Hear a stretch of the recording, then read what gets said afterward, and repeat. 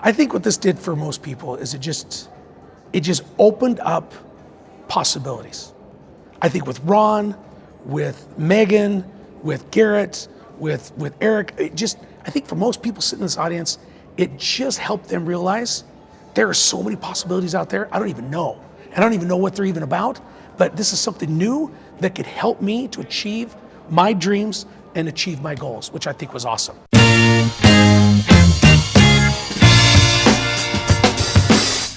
All right, welcome back. I'm Jason Andrus. And I'm Colter Hansen. And I am excited, I know you are, about being down here in Salt Lake City.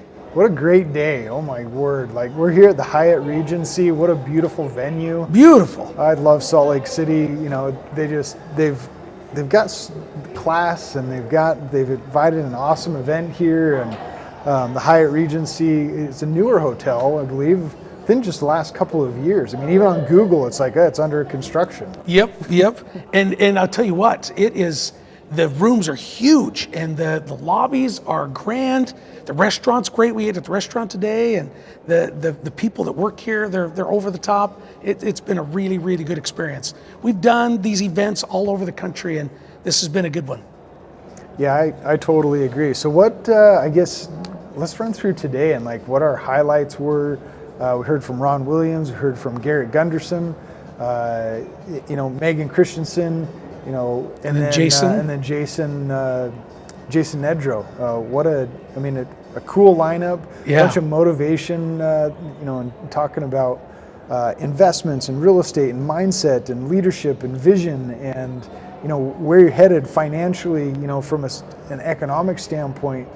Garrett Gunderson did an awesome job talking about he's so funny. Finances, and he's hilarious. Like he's a stand-up comedian. He really is. And you start to remember the aspects of finances in amidst the humor that he brings to it. And what a performance at the same time of just true education. Yeah, let's just talk about Ron for a minute, who opened up the event. Ron Williams is a 7-time natural bodybuilder, 7-time winner for Natural Universe, Natural Olympian, and Natural World. 7 different times for 7 different categories. And then he just recently got the award for the Bodybuilder of the Decade. I mean, the guy's phenomenal. And man, he gave some great pointers, because, throughout life, even if you grow a business and you make money and you're successful, your health is a huge part of that. And, I've said over and over and over again to friends and family as we talk about, just general wellness. There's 3 aspects of really general wellness, right? You have your health, you have your wealth, and you have your relationships. And, this trifecta of, love that. That has connected with me in such a way. And the way that Ron went through health specifically, it correlates with these other 2 of relationships and wealth, is he's talking about feeding and fueling the machine that we are individually as human beings. Is how do you feed it the right fuel, and then how do you expend that fuel, and what does that do to your body short and long term, which I just think was so impactful as he tied it into, here's the type of workouts that you would do, tied with the type of foods that you're consuming, whether it's... Carbs aren't friends. No, they're not. They turn to sugar as soon as you consume them. Yep. Consuming proteins before you consume any carbs, which will make it overall healthier for your body. And I think you just went through that so simply that you're like, oh, well, naturally that makes sense. Yeah. I should eat protein because my muscles are made out of proteins. Yeah. And feeding those, if I'm trying to, get stronger and healthier, then I need to tie that with all of the other food groups. And then how he talked about how carbs are so addictive and sugar's addictive, what sugar does to your body. I mean, there's so much he talked about. I think one of the takeaways I took from him, not only is he very successful in health and wellness and told us, how that's part of our success is being healthy also, but I loved how when he was asked about him, winning so many competitions, and he said, I I would study the 10 guys I'm going up against. I would study everything. I would study what they ate, when they ate it, why they ate it, what kind of workouts, why they did the workouts, what time of day they did the workouts. And then he said something that I thought was very interesting. He goes, I'd look at their relationships with their wife, how they treated their wife, what their wife and them did when they went on vacation. Just really, I mean, it might sound a little creepy, but you think about if you want to either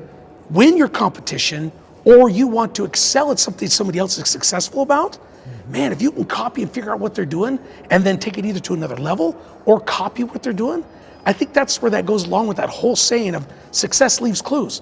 Ron's not doing anything that everybody else hasn't already invented, but he is taking everything he already knows and everything everybody else is doing and making it better or copying it exactly. Yeah, he did that so well. And you correlate to your professional teams, to your collegiate athletes, and to your collegiate teams, and then the coaches and how they study the competition. Ron's doing the exact same thing, yeah, but he's competing with individuals in his class. And what a great example of just perseverance and diligence, consistency. And 7 times Oh in all 3 categories. That's some persistence. I mean, that's some dedication. Yeah. No, he's not one I'd want to go up against in a fight. No, not at all. Not at all. And then let's talk about the next one, Garrett Gunderson. What do we know about Garrett? I mean, he's pretty well known, but it's amazing how many times I talk to people about Garrett and they're like, never heard that name. But then it's amazing how many people have said, oh my gosh, I love Garrett Gunderson. Mm-hmm. So let's talk a little bit about him. He was up next. Garrett positioned his presentation, right? So as you go into it and you're thinking about money and you're like, oh, well, money is generally boring. And why do we want to talk about money? Or sometimes it has a negative connotation with, those of us that have had that relationship, whether it's parents that didn't teach us how to manage money, we've gone into credit card debt, whatever the case or scenario is, there's these different relationships with money. And what Garrett did is he broke it down to, having a sense of humor around money. The guy talks so fast and he's just excited and animated and he inserts this humor, but then he just breaks it down so simply as to why economies work the way that they do, why budgets work the way they do, why we should financially put our picture together, not in the old-fashioned way, but around business and real estate and intellectual property. And I loved those 3 points, is that business and real estate and intellectual property, those are things that we can control. Yes. Tangibly take care of. We can stand on real estate, we can run the dirt through our fingers, and ultimately we become more in control of our own destiny in these asset classes that allow for us to invest and create and build true wealth over a period of time we decide to implement ourselves and our knowledge. So I loved how he talked about intellectual property, because I think so much of us, we learn so many different things, we develop skill sets, and we don't think that that's marketable. We don't think that that could help us out financially.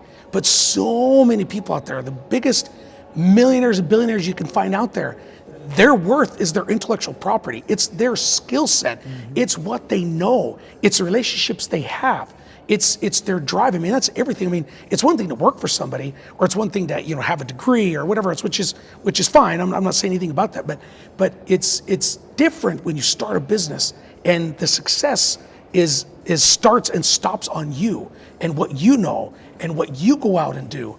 And I love that skill set part where he talked about intellectual property, because there's so much knowledge that you've got, that I've got, that everybody out there has.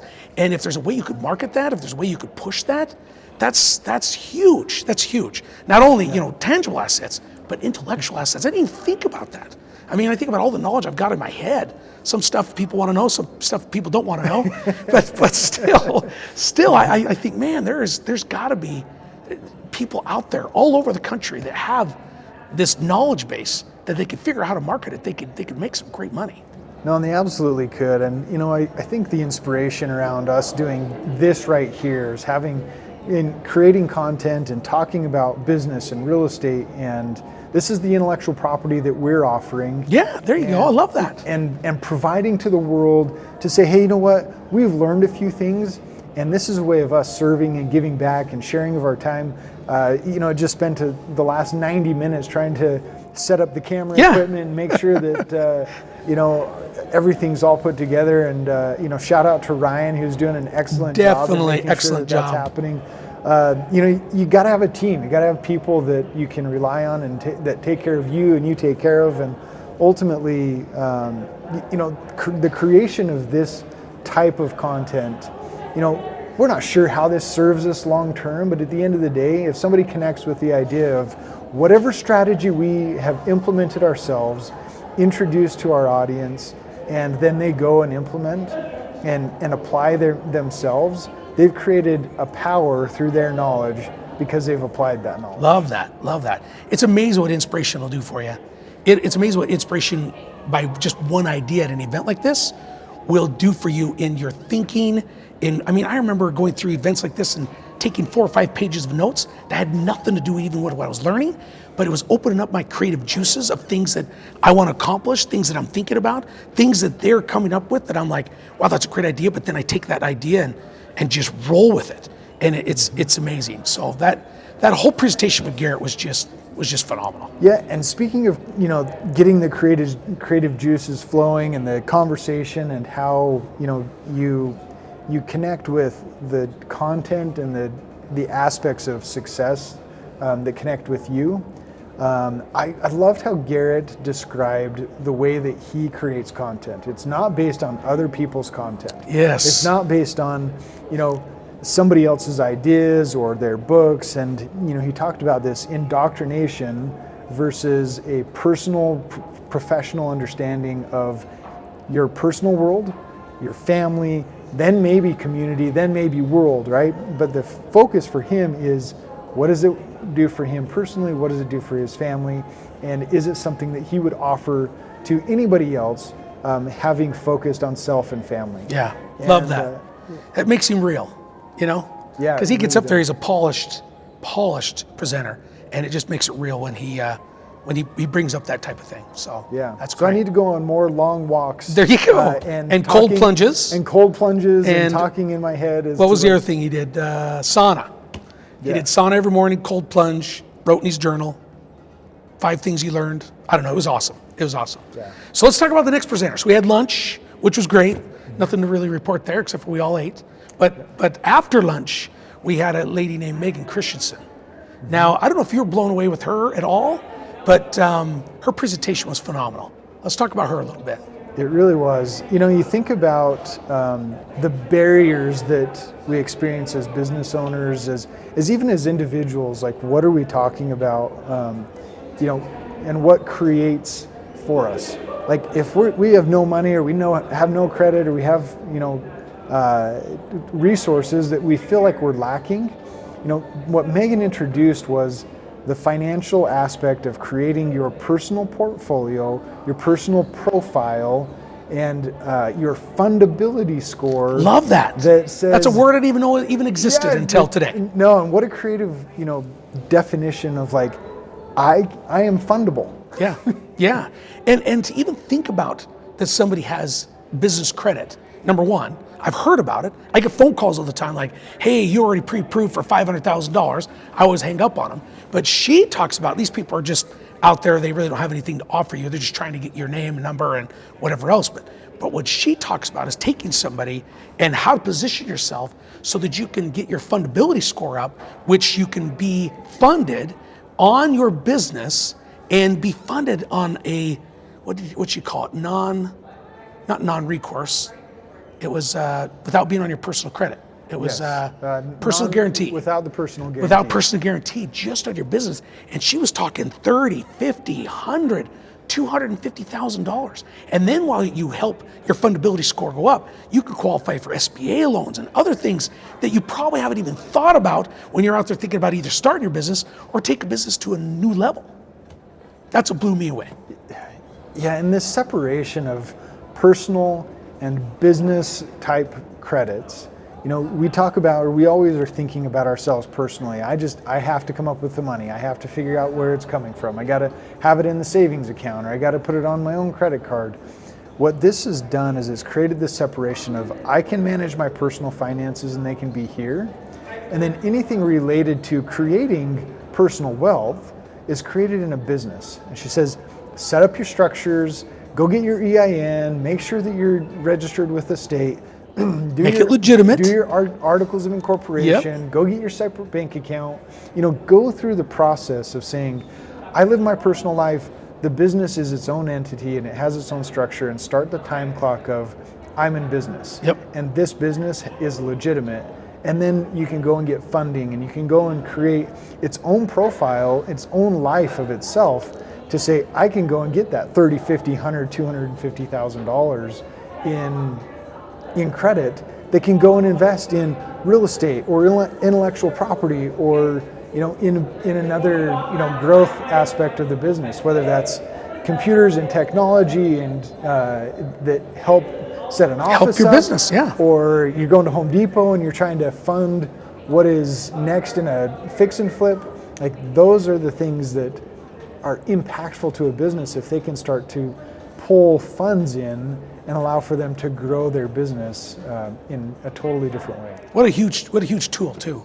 I mean, to be able to create that for you and your business, to be able to, I loved how she said, if you don't have a business, go set one up. Go set one up right now, sooner than later, because the sooner you can get it set up, the sooner you can get this started, the sooner you can set all those things. Now you can start on the process of creating some kind of fundability for your business. If you don't have a business or you're running under a sole proprietorship or under LLC, she can't do her magic. You got to have a corporation, something that's tangible, something that's a legitimate entity that is registered with the state so it looks legitimate. Well, not looks, but it is legitimate.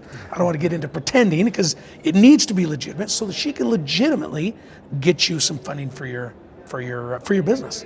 And I tell you what, to drive up your credit score, to help out on all those different aspects, she really gave you a blueprint of a couple things to do right now today. And one of them was, don't mix your personal funds, or don't fund your business with your personal stuff, with your personal money, with your personal credit. Fund your business on business stuff. And she talked about the reasons why that's not good. And we could go into that a lot, but I loved how she gave us things to do now, things to start now, to get going so that you can get your fundability score up so you can find money to fund your business or to improve your business. Yeah, no, she did an excellent job. And I think correlated with that as well as Eric Burley came up and talked about how to fund things with your personal credit. And so you talk about this, where are we going to find the resources? It may be that you have not set your business up yet, but you can do that today, and then you can start to create history so that you have 1, 2, 3 years of history in your business.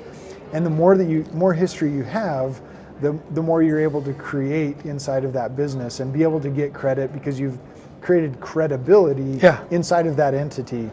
Eric talked about going and acquiring 0% financing through for 12 or 24 months. He was talking about 24 months, anywhere from $5 to $50 to $100,000 in these credit lines that are 0% interest, 12 to 24 months. And imagine funding a fix and flip deal on no interest, on zero interest, right?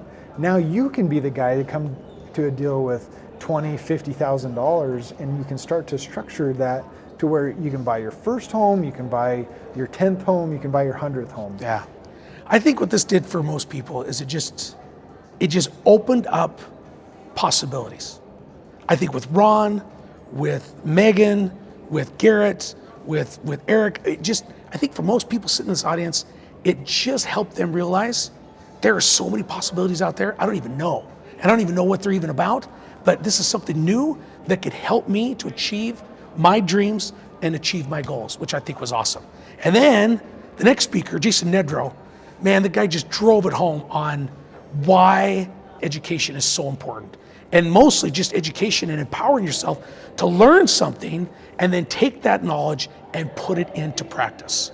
Yeah, one of the things that I share with my employees, my coworkers, and anybody that I come in contact with in business is that, we're constantly talking about retention and keeping good people.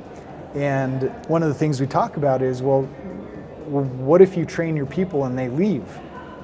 Well, what if you train your people and they stay? Yeah, there you go. Why not think the other way? Yeah. Definitely. If you don't train, if you don't study, if you don't learn your trade and become so good at what you do, then how are you going to be able to provide within that industry and be able to thrive and develop an expertise and be able to create for yourself? And Plus, and if for you your don't family? train your employees well, they will have more job satisfaction. They will love what they do more because they're good at what they do. And then you can rely on them more. I mean, I think I love what you said there, because I think that's a key to anybody's success. I'm a firm believer, education makes you a living, specialized education makes you a fortune. And if you can teach people how to be specialized, teach them the ins and outs and make them really good at what they do, they're going to help not only you, but they're going to help out themselves. And by helping out you and helping out themselves, it's going to make them happier. It's going to make them a better employee. They're going to want to show up more. They're going to want to show up on time. They're not going to want to steal from you. There's all sorts of, but if you try and thumb them down or hold them down or make it so that they feel like they aren't a part of the company or they feel like they do a good job, it's not going to be good, No, it won't. And like you said, I mean, Jason just drove it home, Yeah. going all in and getting educated, developing and getting the knowledge that you're looking for to become that super focused expert in specialized knowledge. Specialized knowledge. Yeah. And knowledge that is applied allows for you to actually create something. Yeah, he does a good job. I think the best thing about what Jason does is he's really relatable. He's funny. He's really passionate, and he just gets people in the right mind frame to say, man. He empowers people. He empowers people to think differently. I think that's one of his gifts, because he really takes people that are saying, man, I don't know if I want to do something different. I don't know if I want to, are my dreams really that important? Do I really want to make more money? It takes people, the stuff they've been thinking about, and empowers them to make a decision or to realize I need to do something or I want to do something else. Yeah. Yeah, I love it. Did an excellent job. What a great day. Ultimately, the energy was amazing in the room. It really was. People were excited. They were engaged. They were sharing. They were vulnerable. All around, just an inspiring day to just talk about business, relationships, goals, where we're headed, why we're headed there, and to define that for ourselves, coming away from the first day and looking forward to what the next couple of days look like. It's just going to get better. Yeah, what an amazing event, and look forward to more of it. Yeah. So if you want to know more about what we're doing, what we're talking about, if you're like, what the heck is Jason and Colter even talking about? What's the summit that they're at? What's the first day? What's the second day, third day? Get a hold of us. Most of you probably know who we are. If you want to learn more or have more information, we'll get it to you. We can help you out to get involved in whatever level. We'd love to answer questions. We'd love to, help out wherever we can. Absolutely, and I think in saying that point is that I love talking about real estate and business. Like, it is my absolute 100% top passion, and the more that I can share, the more that I can give. This is a platform that allows for us to share and give more. But this is, I just feel like we're scratching the surface. I do too. Like, there's so much knowledge that is out there. And the more that we learn, the more that we can share, the more that we implement and create, the more that we can offer to the world. But again, connect with us, and we'll connect you with other awesome people. Yeah, definitely. Thanks for tuning in. Yeah, what a wonderful day, and thanks, Jason, for the time. We'll see you next time.